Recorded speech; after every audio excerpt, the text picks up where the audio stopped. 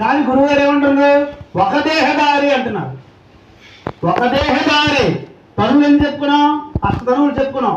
ఈశ్వరతనువు 4, జీవతనువు 4. కానీ ఒక దేహదారి, ఒక అనేది దేహదారికి తనువుకి. ఒక దేహదారి తనువున ఒకటే తనువు.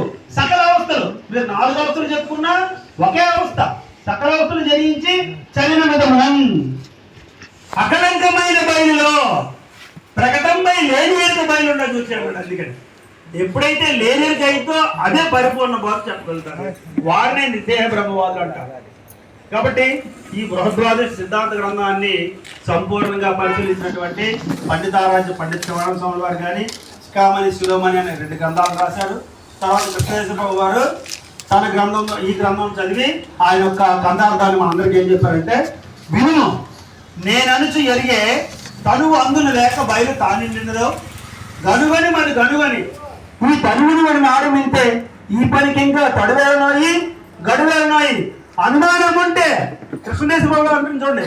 అనుమానం ఉంటే నువ్వు అరయము శివరామాదీక్షలు చేయ అచల గ్రంథం అంతయ్య అన్నారు ఆయన గారు కూడా. ఆయనకు అనుమానం వస్తే ఏ గ్రంథం చూశారు? శివరామదీక్షల గ్రంథం చూశారంట. ఇది ఎట్లా చూశాడు? ఆశాంతం. అరయము అంటే అర్థం ఏంటి? ఒక్క పదాన్ని కూడా వదిలిపెట్టుకుంటా ఆయన అరిసి చూశాడు. దీన్ని అనుమానం ఉంటే నువ్వు అరయము శివరామదీక్షలు చేయ అచల గ్రంథం అంతయు ఈ పనికి ఇంకా తడువేలనోయి ఈ పనికి తడువులను పెట్టొద్దంట. కాబట్టి దీక్ష వారు తన మొట్టమొదట ప్రకరణలో గురు శిష్య ప్రభావ ప్రకరణ రాశారు. గురు శిష్య ప్రభావ ప్రకరణలో మొట్టమొదటి వాక్యమే ప్రబంధ కల్పన కథ అంటారు. ప్రబంధ కల్పన అంటే అర్థం ఏంటంటే, ప్రబంధాలంటే కావ్యాలు. కావ్యాలన్నీ కూడా కల్పించబడ్డవే. మనకు ఉన్నటువంటి రామాయణ మహాభారతాలు ఇవన్నీ కూడా కొన్ని మైక్లో చెప్పలేము, బయట మాట్లాడకూడదు అంటే మనం. ఎందుకంటే రాముడు భక్తులు చాలా మంది ఉంటారు, రామాయణం మీద భక్తి ఉన్నటువంటి వాళ్ళు చాలా మంది ఉంటారు, చుట్టుపక్కల ప్రజలు చాలా మంది ఉంటారు. కాబట్టి మనం కొన్ని విషయాలు మైక్ ఆపే మాట్లాడుకోవాలి.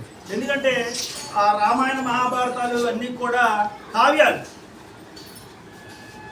అవి ఒక జ్ఞాన మార్గం చేత కల్పించబడేవి.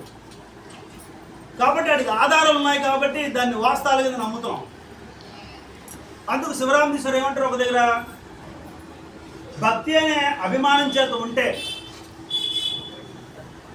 భక్తి అనే అభిమానం చేత ఉంటే సీతను ఎత్తుకుపోయినాడు రావణాసుడు అంటాడు.